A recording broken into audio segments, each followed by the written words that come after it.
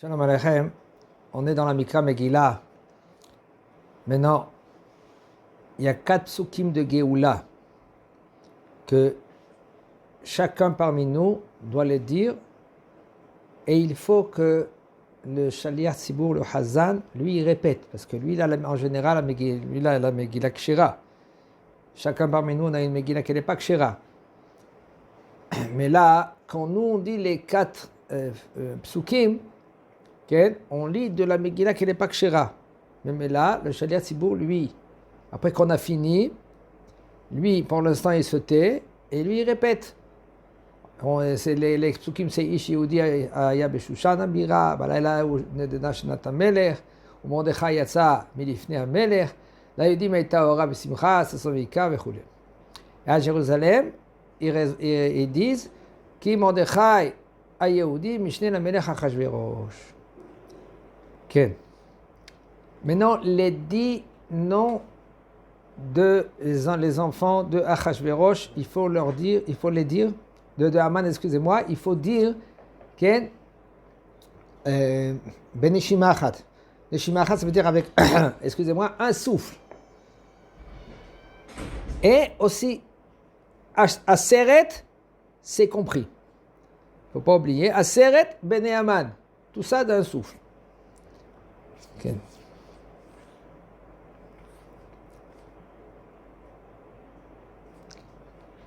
Faire très attention de bien être clair dans les mots.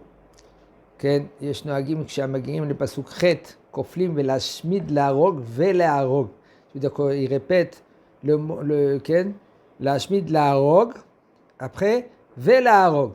Pourquoi? Parce qu'il y en a des versions, qui disent que c'est écrit להשמיד להרוג, il y en a qui disent que להשמיד ולהרוג.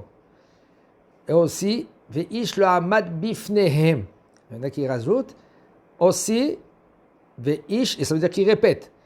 Ve'ish lo amad bifnehem, Ve'ish lo amad lifnehem.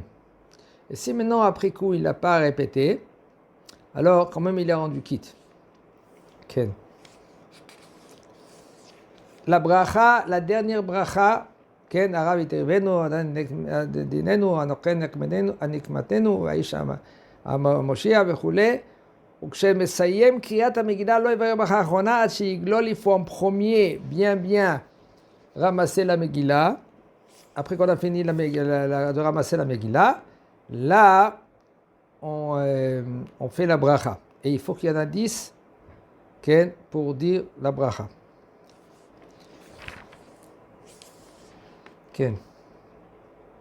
Arur Haman, tout cela, il faut le dire à la fin. Arur Haman, Arur Haman, Arur Haman, Baruch Mordechai, Baruch Mordechai, Baruch Mordechai. Arura Zeresh, Arura Vashti, Arura Zeresh, Arura Zeresh, Arura Zeresh. Ken? Barucha Esther, Barucha Esther, Barucha Esther. Et après, Arurim Kol HaRashaim Sonei Hashem. Baruchim Kol HaYehudim Ohavei Hashem. Et Gam Harbona Zachur Leto. Maintenant, de manger, on a déjà parlé dans cela. Alors on va répéter au niveau de manger, c'est assourd de manger entre la lecture de la Megillah. Ça veut dire qu'après qu'on a fait, on a jeûné, assourd de manger.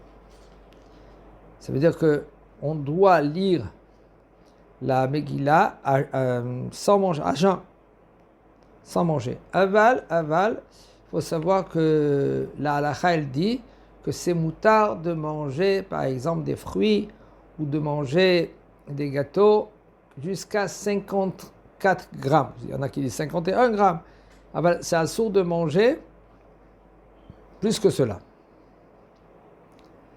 Okay. Un petit rogalach, des fruits, tu peux manger le temps que tu peux. Même que la halakha dit que la femme ainsi, le temps que maintenant son mari va rentrer chez lui à la maison, ou par exemple, ils vont changer. Le papa, lui, il rentre chez lui à la maison pour garder les petits. Et la femme, elle va y aller maintenant à la Mikra Megillah. Entre-temps, elle ne mange pas. Elle peut manger un petit gâteau, un petit café, un petit thé. Elle prend des fruits. Maintenant même que c'est plus que Kabetza même, il n'y a aucun problème. Okay. Et il y en a qui veulent dire que si par exemple le bonhomme, lui, il a une Megillah Kshera, et puisque maintenant il a une Megillah Kshera, il dit que je vais boire, je vais lire la Megillah, et pour l'instant je vais boire et je vais manger, okay? Par exemple un repas avec du pain, et puisque maintenant lui, on va le rappeler, alors là il n'y a aucun problème que lui, qu'il mange. Aval, Otpam, c'est mieux de ne pas rentrer dans ces inanimes-là. C'est bien que de faire la lecture de la Megillah, de manger quelque chose un tout petit peu avant pour un peu se calmer. Chazak Baruch.